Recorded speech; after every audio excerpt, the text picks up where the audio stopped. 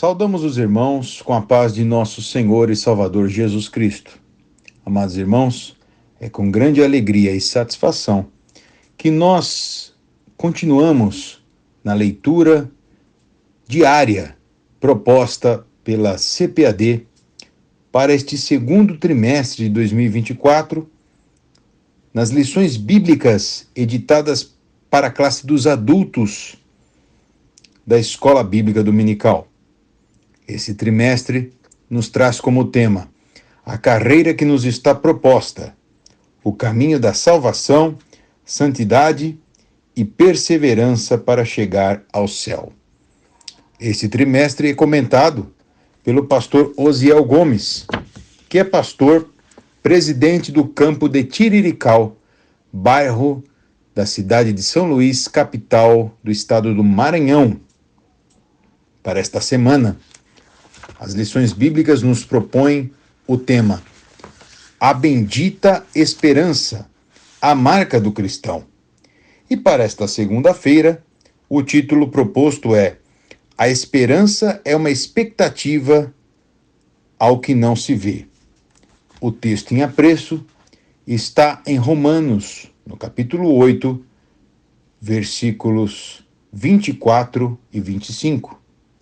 Porque em esperança somos salvos. Ora, a esperança que se vê não é esperança, porque o que alguém vê, como esperará? Mas se esperamos o que não vemos, com paciência esperamos. Glória a Deus. Queridos irmãos, nós começamos a nossa reflexão entendendo que a bendita esperança que nos fala da redenção, salvação eterna, foi prometida pelo Senhor Jesus. Mais do que isso, ou além disto, pelo próprio Deus, desde o começo dos tempos. É isso que nós depreendemos do texto que está na Epístola de Paulo a Tito, no capítulo de número 1 e versículo 2. Em esperança da vida eterna, o qual Deus, que não pode mentir, prometeu antes dos tempos dos séculos. Então, a esperança da vida eterna é prometida pelo próprio Senhor. No texto em apreço que nós acabamos de ler, nós vemos que a esperança que agora o salvo tem, Paulo expõe a todos os irmãos da igreja que estavam em Roma. E já nos afirma que esta esperança não é feita com nada material, nada tangível.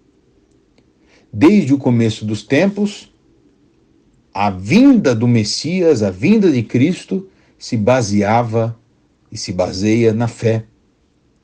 Os antigos baseavam a sua expectativa no Messias que viria. No Novo Testamento, ou na Nova Aliança, como queiram, nós temos agora esta promessa abrangida para os gentios. Uma vez que o Messias já veio, habitou entre nós, agora nós temos a bendita esperança do retorno do Messias. É o que está em Colossenses, no capítulo 1 e versículo 27, quando o apóstolo Paulo expõe estas verdades. Aos quais Deus quis fazer conhecer quais são as riquezas da glória deste mistério entre os gentios, que é Cristo em vós, esperança da glória. Jesus Cristo é esperança dos gentios, não só dos judeus. Aliás, somente em Jesus Cristo o ser humano pode ter esperança desta bendita redenção. Não há outro caminho que leva o homem a Deus. E por que esta certeza da esperança? Porque é bendita a esperança da vinda do Senhor, porque é bem-aventurada esta esperança, como diz Tito 2:13, a esperança do aparecimento da glória do grande Deus e nosso Senhor Jesus Cristo, porque a nossa esperança não é baseada na filosofia, não é baseada nos conceitos judaicos, tampouco nos conceitos filosóficos, mas a nossa esperança é baseada na palavra de Deus. Aquilo que o Senhor prometeu, pelo que nós chamamos de proto-evangelho, em Gênesis, no capítulo 3 e versículo 15, quando diz: e da semente da mulher nascerá um que esmagará a cabeça da serpente e esta lhe ferirá o calcanhar. Em Apocalipse, no capítulo 12 e versículo 9, nós vemos cumprido: e foi precipitado o grande dragão, a antiga serpente, chamado o diabo e Satanás, que engana todo mundo. Ele foi precipitado na terra e os seus anjos foram lançados com ele. Nós vemos o cumprimento disto. E por que nós temos a nossa esperança baseada na palavra do Senhor? Foi a revelação que ele mesmo se deu a conhecer.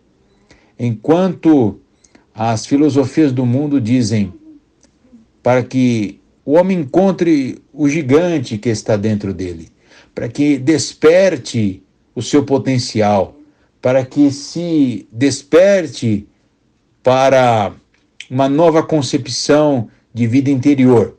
A Bíblia, através do apóstolo Paulo, na própria carta dos Colossenses, no capítulo 3, versículos 5, diz: mortificai os vossos membros que estão sobre a terra. Enquanto o mundo manda nos fazer viver o que está dentro de nós, sentir com todo o ímpeto o que está dentro de nós, o apóstolo Paulo fala: mortificai os vossos membros, vossos corpos que estão sobre a terra, para fazer morrer a velha natureza. É o processo gradual da santificação.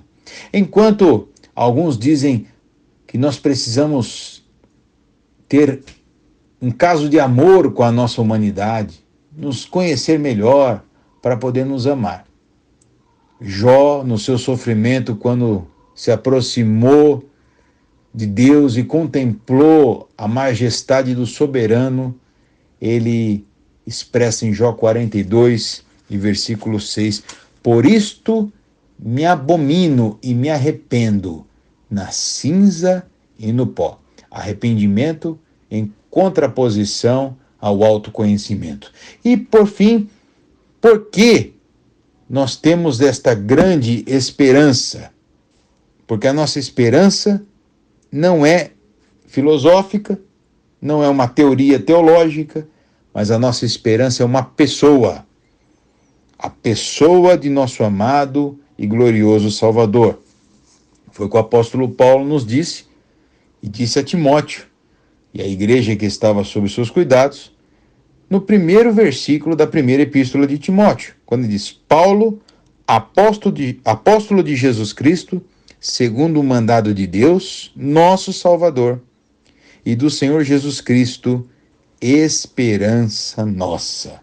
Jesus Cristo é a nossa esperança. Nossa esperança, então, é uma pessoa. Por isso, nós não o vemos com os olhos materiais, mas com perseverança, com paciência, esperamos. Como diz o hino 300, nossa esperança é sua vinda. Que Deus abençoe a todos os irmãos essa semana. Que façamos de tudo para preservar em nós esta gloriosa e bendita esperança. Amém.